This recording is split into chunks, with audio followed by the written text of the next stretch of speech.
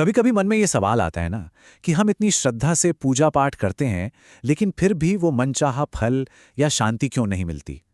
आज हम इसी गुत्थी को सुलझाने की कोशिश करेंगे और जानेंगे कि इसके पीछे क्या वजह हो सकती है।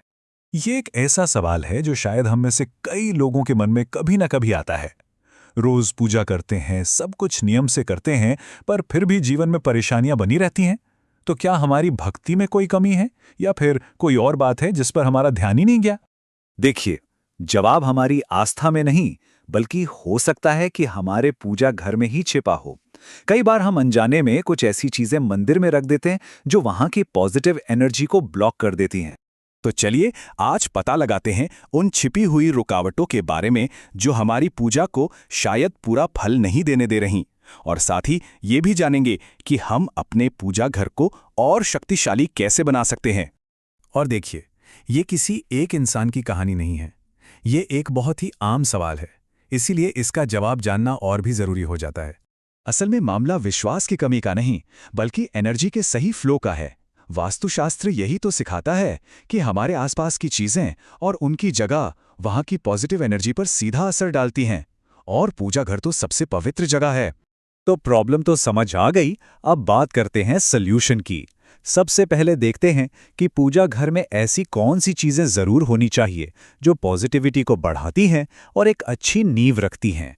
जैसा कि भगवान कृष्ण ने भी कहा है, घर में एक मंदिर, एक पवित्र कोना होना बहुत जरूरी है। लेकिन सिर्फ मंदिर बना लेना ही काफी नहीं है, उस जगह की पवित्रता को बनाए रखना भी उतना ही जरूरी है। और इसकी शुरुआत होती है सही चीजों को रखने से। तो ये 5 चीजें हैं जो आपकी पूजा घर की एनर्जी को तुरंत बूस्ट कर सकती हैं। सौभाग्य के लिए स्वास्तिक, घर में बरकत के लिए कलश, शंख और घंटी की वो पवित्र ध्वनि जो नेगेटिविटी को दूर भगाती है, और समृद्धि को खींचने वाला गोमती चक्र। अच्छा, अगर घर में शिवलिंग है तो इन आसान से नियमों का ध्यान रखना बहुत जरूरी है। उनकी दिशा सही हो, मतलब उत्तर या पूर्व की तरफ। उन्हें ऐसी जगह रखें जहां शांति हो, और साफ सफाई का पूरा ध्यान रखें। इससे उनकी ऊर्जा का पूरा लाभ मिलता है। अब आते हैं उस हिस्से पर जो शायद सबसे ज्यादा जरूरी है। वो कौन सी चीजें हैं जिन्हें हमें पूजा घर से फौरन हटा देना चाहिए, क्योंकि जाने अनजाने में ये चीजें नेगेटिव एनर्जी को अपनी तरफ खींच सकती हैं। गणेश जी की मूर्तियों को लेकर एक बहुत ही खास नियम है। घर के मंदिर में कभी भी उनकी 3 या 5, मतलब कि ऑड नंबर में मूर्तियां नहीं होनी चाहिए। 2 मूर्तियां रखना बहुत शुभ माना जाता है। और अगर मेन गेट पर मूर्ति रखी है तो उनका चेहरा हमेशा घर के अंदर की तरफ होना चाहिए, बाहर की तरफ नहीं। एक और बहुत जरूरी बात, एक ही देवी देवता की बहुत सारी मूर्तियां या तस्वीरें रखने से बचना चाहिए। एक मूर्ति पर ध्यान केंद्रित करने से ऊर्जा का संतुलन बना रहता है और भक्ति भी ज्यादा गहरी होती है। चलिए एक फटाफट चेकलिस्ट देख लेते हैं। पूजा घर में टूटे हुए चावल नहीं होने चाहिए।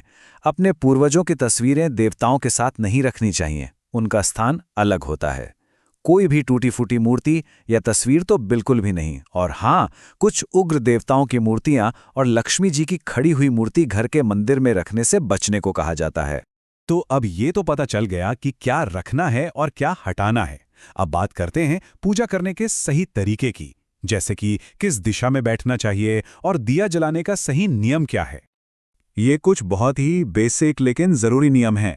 पूजा करते समय अपना चेहरा पूर्व दिशा में रखें। भगवान का आसन हमेशा हमारे बैठने की जगह से ऊंचा होना चाहिए। और हाँ, पूजा में हमेशा ताजे फूल और साफ सुथरी चीजों का ही इस्तेमाल करें। दीपक जलाने का भी एक सही तरीका होता है, और वो बहुत आसान है। याद रखने वाली बात यह है, घी का दीपक भगवान के बाएं तरफ और तेल का दीपक दाईं तरफ। और घी के दिए में रुई की बाती और तेल के दिए में लाल धागे वाली बाती का इस्तेमाल करना शुभ माना जाता है। और हाँ, एक आखिरी और बहुत जरूरी बात, दिए की लौ का मुंह कभी भी पश्चिम दिशा की ओर नहीं होना चाहिए। हमेशा उत्तर या पूर्व की ओर ही रखें। इससे पॉजिटिव एनर्जी का फ्लो सही बना रहता है। तो इन सब बातों को जानने के बाद ये सोचने वाली बात है कि अपने पूजा घर में ऐसे कौन से छोटे छोटे बदलाव किए जा सकते हैं जिससे हमारी पूजा और भी शांतिपूर्ण और फलदायी बन सके। जरा सोचेगा, हो सकता है इन छोटे से बदलावों से ही बड़ा फर्क महसूस हो।